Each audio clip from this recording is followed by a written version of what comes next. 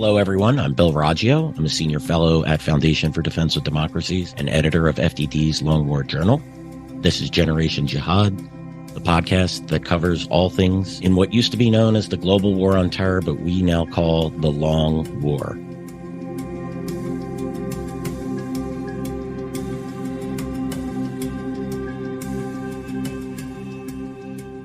Today, I'm joined by my co-host, my friend and colleague, Behnam Ben Talablu, who's a senior fellow at Foundation for Defense of Democracies, where he focuses on Iranian security and political issues. Behnam, let's get into it. Let's do it. Pleasure to be with you, Bill. Always a pleasure. Yeah, Behnam is my Friday co-host. Moving forward, we got a lot of things planned for you in the upcoming year. Behnam, I hope you and yours had a wonderful holiday season and have a great new year. That goes to all our listeners as well. Likewise. Thank you so much. Looking forward to Freaky Fridays in 2024. Yep. And I got a case of the Fridays, that's for sure. You know, Behnam, we always seem to be the bearer of bad news. That's the nature of these wars. But today we have a small bit of holiday cheer to spread here. Well, for Generation Jihad, at least. Over at Foreign Policy, Generation Jihad received a favorable review. I'll just read a quick excerpt of it. Listeners, you should go on over and give it a read. Many thanks to Lynn O'Donnell for her kind words about Generation Jihad. And here's the second paragraph of the review. From Al-Shabaab to Al-Qaeda, from West Africa to Southeast Asia, former U.S. Army soldier Raggio, along with colleagues and guests who have included retired U.S. Army Lieutenant Colonel H.R. McMaster, who served briefly as former U.S. President Donald Trump's national security advisor, examines the implications of policies, military operations, and minutiae that may not warrant mention in mainstream media, such as jailbreaks and leadership squabbles, but that add context for understanding and demystifying the overarching conflict of our time. Since October 7th, the podcast focus has been on the Israel-Hamas war. And then Lynn says, Raggio brings gruff charm to deadly serious stuff. I must admit, I did especially like the gruff charm description. I could see you liking that. Yeah, my wife and daughter also approved. They read that. They said that fits me well. So Lynn, you nailed it. But thank you. You know, look, I read that paragraph because that's what I hope Generation Jihad can be. And that's what all of those who contributed, you know, my name gets mentioned there, but there's many who deserve credit for what I believe to be the success of this podcast. I'm just going to briefly mention Phil Hegseth. He was our first producer who pushed Tom Jocelyn and I to start this podcast. He hounded us relentlessly for a year to get it off the ground. And it was tough to do because we were really busy with what was going on in Afghanistan and through the wider war. And it's hard to start projects like this. Tom and I really wanted to do it, but, you know, sometimes just pulling the trigger and then getting into a rhythm. Phil made that happen. Danielle took over the reins from Phil about midway and she pushed us forward. Danielle's our producer. Caleb Weiss, he's been an invaluable contributor, co-host, and just an all-around influence on the podcast. Joe and, of course, Behnam been guests and then stepped in as co-hosts as we produce more episodes in the wake of the deadly attack on Israel. And, of course, we are grateful for FDD's support for Generation Jihad, which has been unwavering. Anyway, there's my Oscar speech. I guess it'll be time for me to settle back into my gruff charm and move on to the grim realities of this war. Behnam, there's three things we're going to discuss today. Israel killed an Iranian general in Syria, U.S. counterstrikes against Hezbollah Brigades in Iraq, and the Iraqi response, which has not been very positive. And then Operation Prosperity Guardian, the defensive coalition that we've learned is a defensive coalition to try to prevent the Houthis from sinking warships. Big mistake, and we'll get into that more. So let's start. Last weekend, Israel killed, his name is Razi Mousavi. He's been described as an important Iranian advisor. I believe he's an actual general in the Islamic Revolutionary Guard Corps. He's been, from what I can tell, the third IRGC, or that's the Islamic Revolutionary Guard Corps asset, who's been killed by the Israelis since October 7th. And Behnam, just as we started, you had mentioned there may be some new news on this front, not confirmed at the moment, but tell us about that and then tell us about Mousavi. Sure.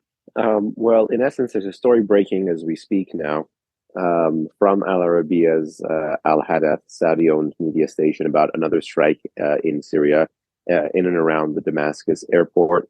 Allegedly Israel, but no overt responsibility taken. Also, no independent confirmation of this strike, but allegedly 11 IRGC commanders were killed in the strike. Again, we don't know the names. We don't even know the rank. Sometimes the word, be it in English or in Arabic, of the word commander or rank of commander, I should say, is thrown around very, very, very loosely. So we don't know if this strike happened yet or if this alleged rank of commander is true. But if anything even related to this is true, it could be a potential uptick in Israeli interest and Iranian interest in the Syrian theater. We've seen that one be relatively the quietest since the October 7 terror attack and the Israeli response against Hamas. But also, of course, the fact that, historically, if you zoom out, there have been more Israeli strikes in Syria than in any other location as part of this war between the wars or campaign between the wars. The mowing of the grass analogy actually fits just as easily to Syria as it does to Gaza. And that's because Syria is this connective linchpin for Iran's regional strategy, taking essentially Persia and Mesopotamia and moving it into the Levant. So it allows the Islamic Revolutionary Guard Corps to project power into the Eastern Mediterranean. It's this critical land bridge for men, money, and munitions across most of the Middle East battlefields, places that you and Tom and others have covered under the auspices of the Long War for many years. And so it should be no surprise to anyone that there are still tons of IRGC folks operating in and around Syria.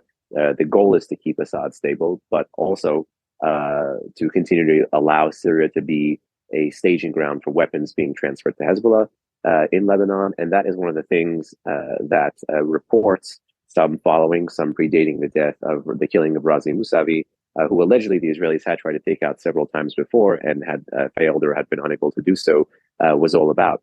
His presence in Syria was reportedly tied to cementing or deepening the military ties between Iran and Syria, and in particular the military ties between the Assad regime and the Islamic Revolutionary Guard Corps in Iran.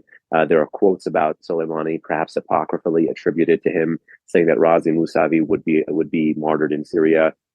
Allegedly, he is someone who has war service during the Iran-Iraq War, so he's a veteran, like most of the military elite in Iran today. These war networks end up helping form bonds and networks. These bonds and networks were actually instrumental for Soleimani's rise in Iran and also the success of Soleimani's strategy out of Iran, particularly in places like Iraq and Syria. And Razi Mousavi reportedly, again, was involved in the transfer and the creation of this PGM project, the surface-to-surface missile transfer project, that first ended up transferring whole systems and later on key component parts of systems to turn dumb rockets into smart missiles or just unguided munitions into guided or precision-guided munitions. So there's allegations about that critical role as well. But consider this person part of another cog in the machine of Iran's regional network. I don't think it'll permanently handicap the regional network, but it is forcing the regional network to continue to operate under fire. And again, this is the normal Israeli MO here. The idea of eradicating a terrorist group is more in the American model of counterterrorism than the Israeli or Middle Eastern model. The Israeli model is consistently understanding that the adversary has an ideological mission, would put even its most limited resources towards the end of that ideological mission, and about managing and thwarting and setting back that ideological mission as much as possible. So the taking out of top military echelons or of mid-level folks like Razi Mousavi. And even if you go back to things Long War Journal covered, I think it was an IRGC personnel first killed in the Golan, I think in 2013 or 2014. Adla Dadi was his last name, if I'm not mistaken. That's correct. He was killed in a helicopter gunship attack. Long War Journal covered that in the Golan Heights, I think, about a decade ago. These are the people who help move things. They create facts on the ground for the Iranian network. And the Israeli eroding or pushing back of these facts on the ground, I don't think it's tied to the tit for tat of the Iranian drone strikes on Israeli ships. I think it's tied to the larger kind of existential Israeli understanding of the adversary is trying to use the geography around me, and I need to handicap him as much as possible in this geography. Yeah, that's, and look, this in many ways, one of the things I've learned over the, I guess, 2 decades now, that's just frightening, of tracking U.S. targeting of primarily like Al-Qaeda's network in Pakistan to begin with, as well as in Afghanistan. It is, even what we learned was that was a form of mowing the grass even then, because look, Al-Qaeda, the State Department described this as having a deep bench. So these attacks, while killing key operatives, never caused the collapse of Al-Qaeda, which has far fewer resources than a country like Iran. So while I've always described the targeting of key leaders, and make no mistake, someone like Mousavi is a key leader and does need to be eliminated. It's necessary, but it's not sufficient. to lead to the Iranians are not going to be defeated. They're by killing of Mousavi, or even look, Soleimani. People were saying this would, not serious people in my estimation, and I'm not certainly not you and I, but we're saying, the killing of Soleimani was a major groundbreaking event that would impact Iran's operations. He was the linchpin, and they can't replace his leadership and his connections. And yet Iran has soldiered on since his death. And, we're now, what is it? 4 years now? We're about to come up on 4 years. 4 years, yeah. Yeah, the math gets me. I can't remember. Was that January 2020 or was it? Anyway. January 3rd, 2020. Yeah, exactly. Right. And it was another Christmas surprise where in the run up to it, there was escalation in Iraq that derailed Christmas holiday and planning, and the attack on the embassy and the KH strike that killed an American service person, all the way up to January, I think, 8th, when the Iranians responded with those missile strikes. It was just a blur. 2020 began with a bang. That was crazy. I mean, again, I always say, not only are the terrorists evil, but they're inconsiderate. And sometimes our governments are as well. I really wish they would have given us notification about that strike so I could have planned my Christmas and New Year's holidays accordingly. Because boy, do they throw things up in the air for us when it happens. And, Abu Mahdi al-Mohandes, who was I would call him Soleimani's right-hand man when it came to the militias in Iraq, a key driver. He was killed in that strike that killed Soleimani. The militias are stronger today than they were in January 2020 when both were killed. Key important leaders need to be taken off the battlefield. Necessary, but not sufficient. And that isn't a reason to stop targeting. They have to continue. I'd argue you have to target them harder. And, something you had mentioned, Behnam, about Syria, right? It's an attack zone for the Israelis. The Israelis can launch attacks into Syria, because Syria is essentially a lawless free fire zone. It's a playground for everything. The Russians are there, the Americans are there, the Turks are there, Al Qaeda's there, the Islamic State's there, Iraqi and militias are there, the Iranians are there, the Israelis are operating. So everyone could kind of do what they want. But for the Iranians, and for Hezbollah, Syria has been more of a support zone for them. And I do find that interesting. And that's because the main push, in my opinion, is into pushing support into southern Lebanon, but that can change. And, if it becomes an attack zone along the Golan, which we have had some sporadic strikes, that can really increase the problems for the Israelis opening up. I mean, it's essentially along the same front in the northern border of Israel, but it's been a largely inactive one. And the Israelis got enough problems right now, waiting for the West Bank to blow up, waiting for Hezbollah to really light into attacks in the north, whether that does, but that's siphoning resources and energy away from the operation in Gaza. So it's a very interesting dynamic, but the Israelis need to continue to put the pressure on the IRGC and make the Iranians and make them pay a price for. And this could be one way they're doing it. With the story of the explosions in Yemen and Iraq and Syria and allegedly even in Iran, that maybe the Israelis are trying to signal to the axis of resistance, you may be firing more at us, but don't think you're going to goad us into a multi-front war, and don't think there won't be multi-front costs associated with it. So the things that go boom in the night in Damascus and Sana'a, there's just a few of them so far, but perhaps the Israelis are signaling that you thought there could be none, but here we're proving that there are some. So this is one way I think they're trying to keep the Axis at bay without having to play into the Axis of strategy, which is to fight a multi-front war all at once. Yeah, and the Israelis have a history of this and making some significant kills, right? Imad Mughniya that was Lebanon, right? Or was it? I think he was in Syria 2008. Syria or Lebanon 2008. I forgot. And then of course, I mean, obviously it was Al Qaeda, but when Abu Muhammad al-Masri was killed in Tehran, which was basically an Israeli set up assassination. So the 2020, the Al Qaeda guy. Yep. Yeah, exactly. So now obviously there's been other events and we've described them, but those are high profile people. It has to give pause to key leaders. And was it? I believe it was Israel's defense minister. I wasn't thinking about mentioning this, or I would have the information in front of me, but who said that Israel is fighting back, I believe he said, in 6 of 7 countries that are operating. So that may be what you had said right there, the booms that go in the night in Damascus and in Beirut and in Baghdad and other places. This may be what we're talking about. It's certainly interesting messaging from the Israelis. They don't have the resources to go to fight everyone at once, but they certainly have the ability to make people pay a price. That is the best use. The irony here, in Behnam, and I don't want to go too deep into this.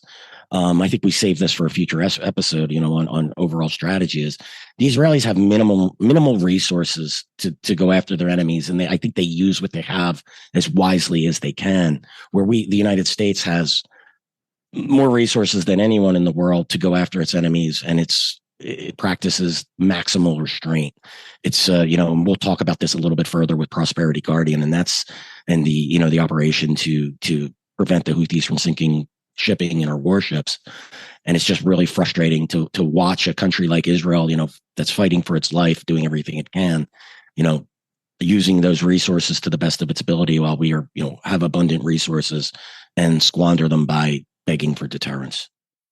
And it's also the conditions under which these resources are used. You're right. It's worth doing on a larger podcast, but it's not just the resources and when you use it, but it's the philosophy of it, of Yes. why you need to expend something to protect something. And again, it's a fundamentally different view. That's why I see the Israeli operation here against Hamas as I use this word not in a pejorative way, but in a way to describe the way we've fought, as you've covered in depth, the past 2 decades in the Middle East. The Israelis are looking for solutions when historically they've been very good at management.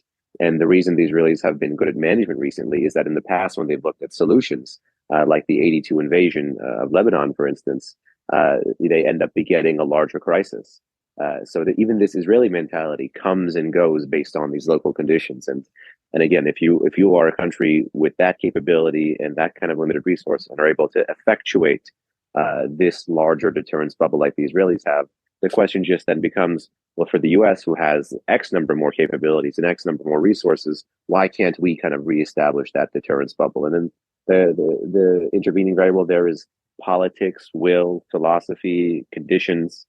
I can go on, but I think this would be a great separate conversation, separate podcast. Yeah, we'll definitely do that. And I think you hit the top 3. Really, to me, it's not about capabilities, although that has become an issue. Well, let's save that. Let's table that for another day. Soon, very soon, actually. Let's move on to the U.S. launched strikes against Hezbollah Brigades. That's one of the Iranian proxies in militias that are in Iraq. They hit Hezbollah Brigades 3 locations earlier this week after they targeted U.S. forces I believe it was in Erbil, at an airbase in Erbil. Iraq's prime minister came out and condemned those the militia attacks, and he has done that. That is Prime Minister Mohammed Shia al-Sudani.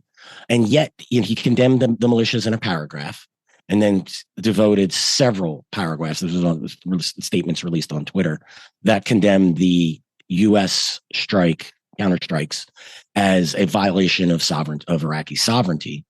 And this occurred the same day as the strikes. Ironically, he said that one Iraqi soldier was killed and Iraqi bases were targeted, when Hezbollah Brigades came out and said one of its fighters were killed and Hezbollah Brigade bases were fighting. Now, keep in mind, these things aren't, they can both be right, because Hezbollah Brigades is technically part of Iraq's security forces. It is part of what's known as the Popular Mobilization Forces, which was enshrined or as an official security force in 2016 by Iraq's then prime minister, and they report directly to Iraq's prime minister. So, but the irony here is that Prime Minister Sudani, while he condemns the attacks by Hezbollah Brigades and other units within the Popular Mobilization Forces on the U.S., he has no power to stop them, because while they nominally report to him or technically report to him, they don't obey his orders. And then 2 days later, Sudani came out, and this was during with a visit from Spain's prime minister, and he said, it's time for U.S. troops to leave. Iraqi forces are well trained. We're good. U.S. forces are there, of course, to help the Iraqi security forces fight the Islamic State, to train them and help maintain the equipment and whatnot.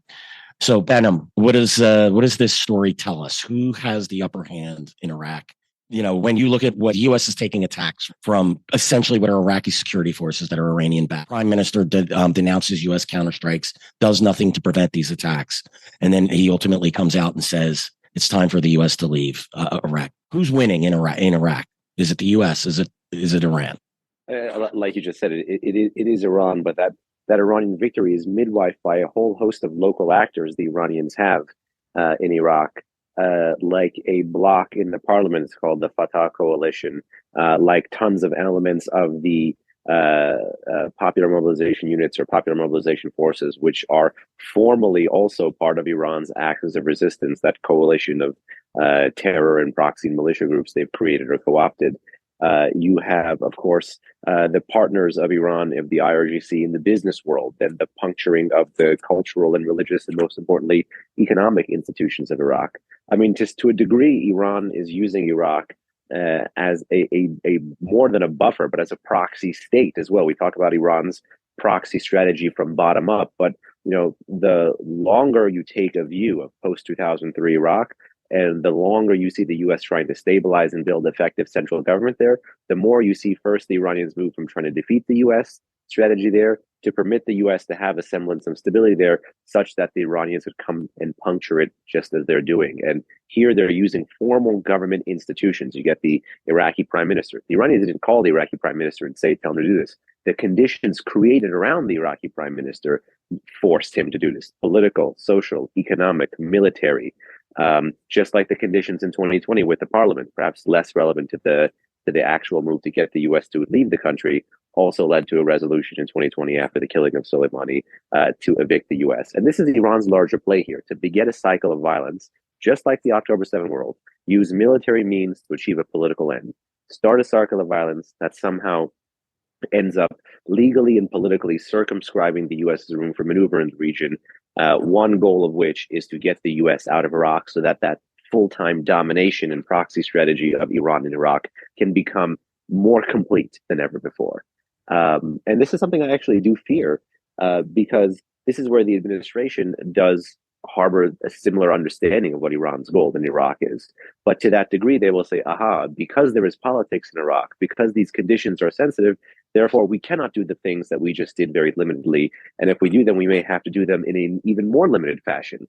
And this is something that I think the Brett McGurks of the world, the people who, again, are comfortable treating Syria as the free fire zone, but Iraq as the restraint zone, will be the first to point out that there is politics. It creates these problems. We can't afford to, shake this hornet's nest any further.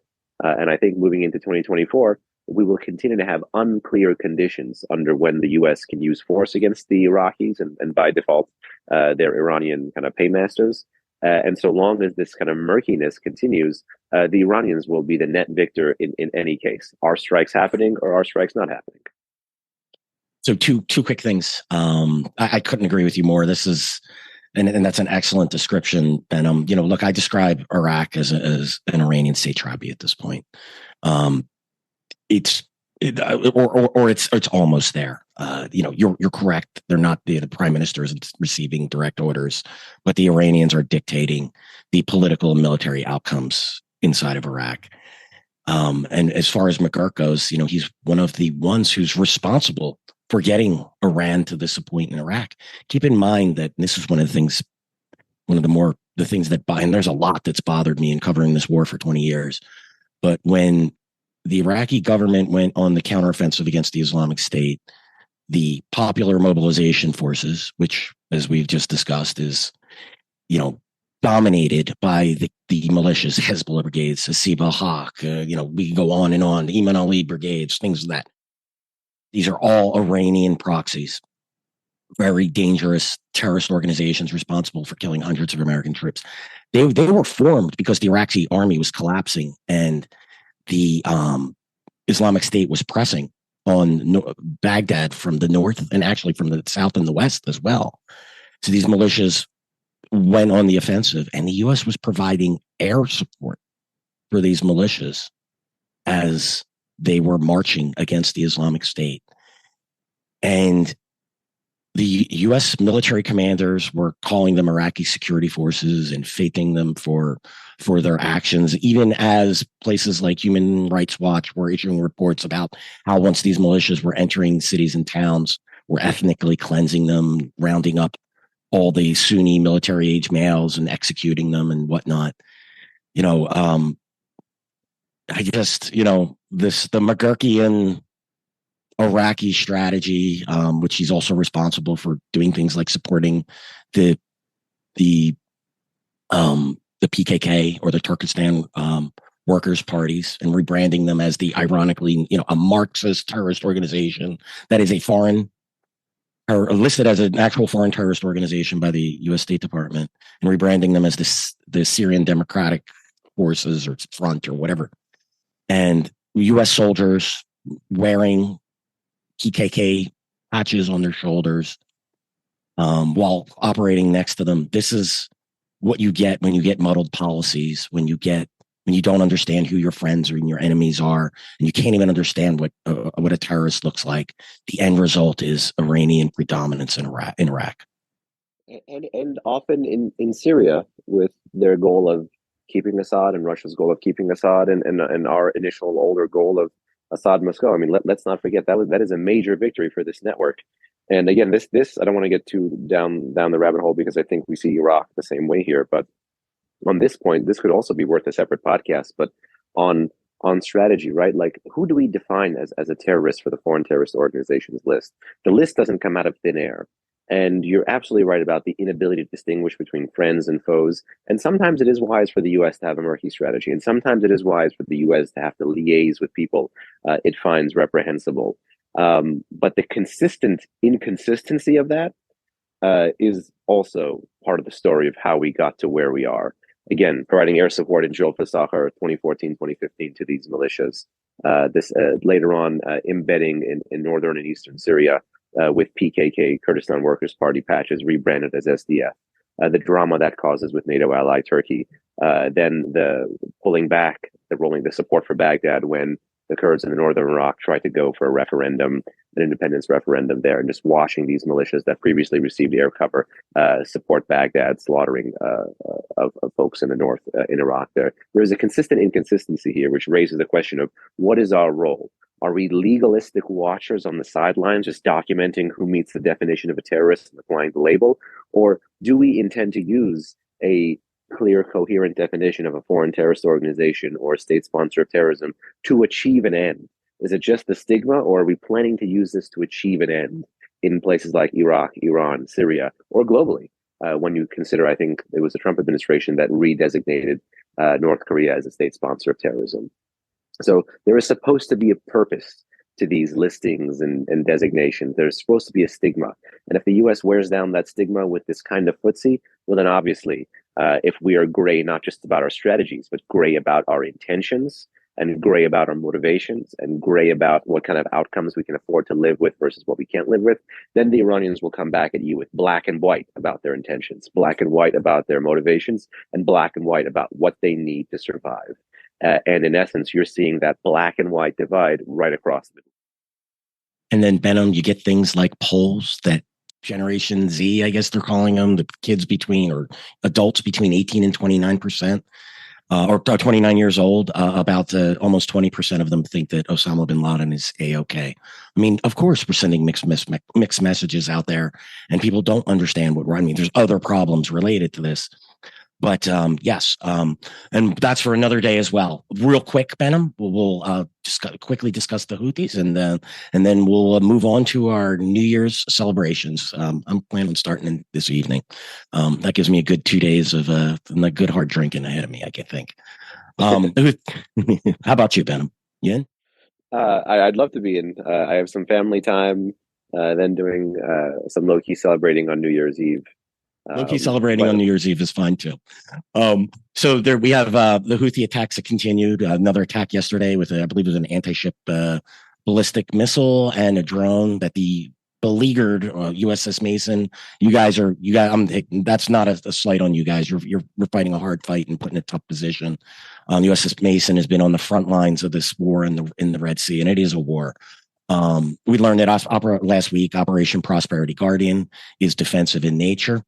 That means that they're basically providing escort to ships. They'll prevent hijackings. They'll shoot down missiles.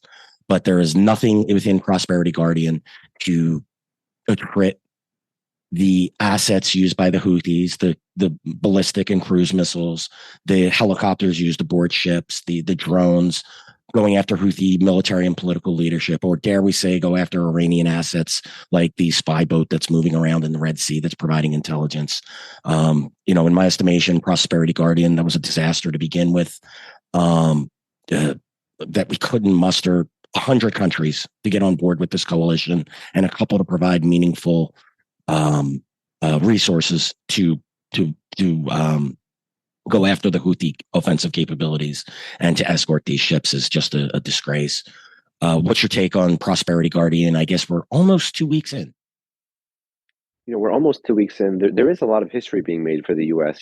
First and second time interceptions of anti-ship ballistic missiles at sea during "quote unquote" a period of combat. The U.S. has done that successfully with the destroyers that are part of this mission.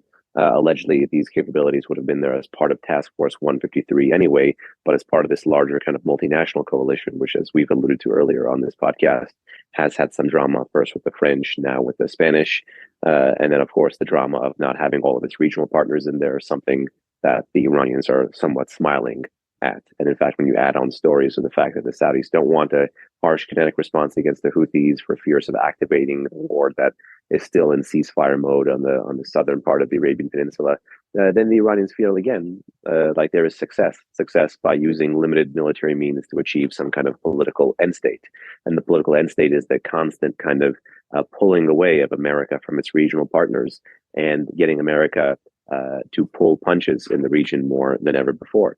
So if we have an instance where there's between 40 and 50 attacks at sea, over 70 aerial attacks crossing the Red Sea from the Houthis, counting individual projectiles, I mean, from the Houthis towards Israel, again, since October 19th, and you've had no direct U.S. kinetic response, the question is, well, under what conditions would there have to be a direct kinetic U.S. response?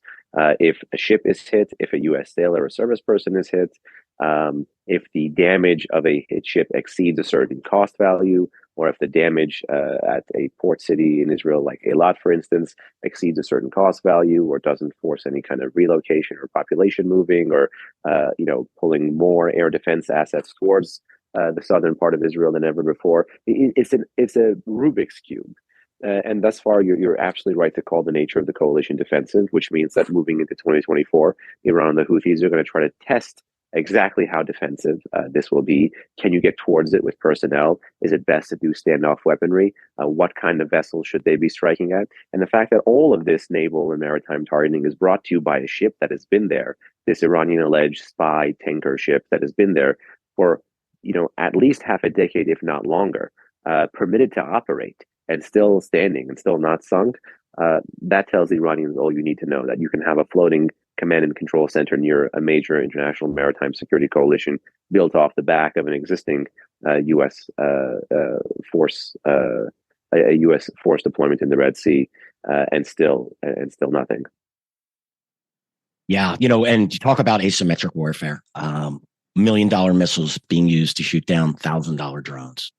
That's the strategy. It's brilliant. The Iranians have been bragging about this for many years now, but more overtly since the last Gaza War, 2021. I'll never forget, there was a headline: whether the Israelis intercept or not, they lose. And you apply this to the weapons that the U.S. has sold the GCC, the weapons that the U.S. has in the region due to the number of its service persons and its own bases there, versus the cost of Iran's land attack cruise missiles, ballistic missiles, rockets, mortars, drones, IRAMs, and you name it. I still think I'm cautiously optimistic about the long-term prospects. The adversary's threats allow us opportunities to continue to innovate.